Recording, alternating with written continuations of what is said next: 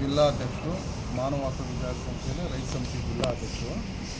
ನಾನು ಈ ಸಂಸ್ಥೆ ಏನಂದರೆ ಮಾತಾಡ್ತಾ ಇರೋದು, ಈ ಮದ್ನಾಕ್ನಹಳ್ಳಿ ಗಡಿಯಲ್ಲಿ ಸುಮಾರು 50 ಕುಟುಂಬ ಪೂರ್ತಿ ಬೀದಿ ಪಾಲಾಗ್ತಿದೆ. ಅವರಿಗೆ ಮೊದಲು ಬಂದು ಮಂಜೂರು ಮಾಡಿ ಅವ್ರಿಗೆ ಸಾಗುವಳಿಯಿಂದ ಹಿಡಿದು ದುರಸ್ತಿ ಮಾಡಿ ಹೊಸ ನಂಬರ್ ಕೊಟ್ಟ ಮೇಲೆ ಅದು ರದ್ದುಪಡಿಸಿ ಕೆರೆ ಸೇರ್ತೈತೆ ಅಂತ ಹೇಳ್ಬಿಟ್ಟು ಕೆಲವು ರಾಜಕೀಯ ಕುಮ್ಮಕ್ಕಿಂದ ಈ ಅಧಿಕಾರಿಗಳಿಂದ ತೊಂದರೆ ಆಗುತ್ತೆ. ಈ ರೈತರು ಬೀದಿ ಪಾಲಾಗ್ತಾರೆ. ಸುಮಾರು ಅದ್ರ ಮೇಲೆ ಕ್ರಾಪ್ ಲೋನಿಗೆ ತೆಗೆದಿದ್ದಾರೆ, ಮನೆಗಳ ಮೇಲೆ ಲೋನ್ ತೆಗೆದಿದ್ದಾರೆ, ಎಲ್ಲ ತೆಗೆದಿದ್ದಾರೆ. ಬೋರ್ವೆಲ್ ಸಹಿತ 80 ವರ್ಷದಿಂದ ಅವರು ಮುತ್ತಾತನವರಿಂದ ಜೀವನ ಮಾಡ್ತಾಯಿದ್ದಾರೆ. ಅಂಥ ಕುಟುಂಬಗಳನ್ನ ಹಾಳು ಮಾಡೋದಕ್ಕೆ ಇವಾಗ ಸರ್ಕಾರ ಮುಂದಾಗೈತೆ.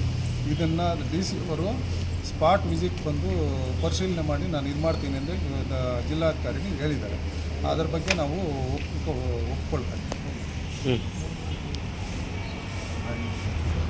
ಗ್ರಾಮದ ಗ್ರಾಮಸ್ಥರು ಎಂಟಾಪುರ, ಬಾಳ್ಕೆರೆ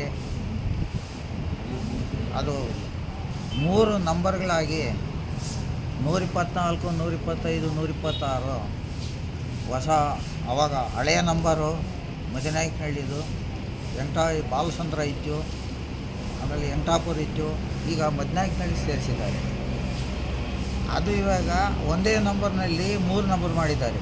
ಕೆರೆ ಯಾವುದು, ಗಡಿ ಯಾವುದು, ಸರ್ವೆ ನಂಬರ್ ಯಾವುದು ಅಂತ ಗೊತ್ತಿಲ್ದಿರ ಈಗ ಅವರು ಇವಾಗ ಯಾರೋ ಸುಳ್ಳು ಮಾತುಗಳು ಹೇಳಿ ಈ ಥರ ಹೆಚ್ಚು ತಕ್ಕುಗಳು ಮಾಡಿದ್ದಾರೆ. ಜಾಗ ನೋಡಿರಲ್ಲ.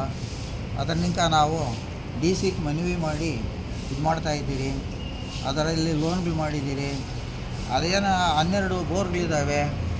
ಅದರಲ್ಲೇನಾದರೂ ನಮಗೆ ತೊಂದರೆ ಆಗಿದೆ ಅಂದರೆ ಎಲ್ಲ ವಿಷ ಕುಡಿದು ಸಾಯ್ಬೇಕಾಗ್ತದೆ.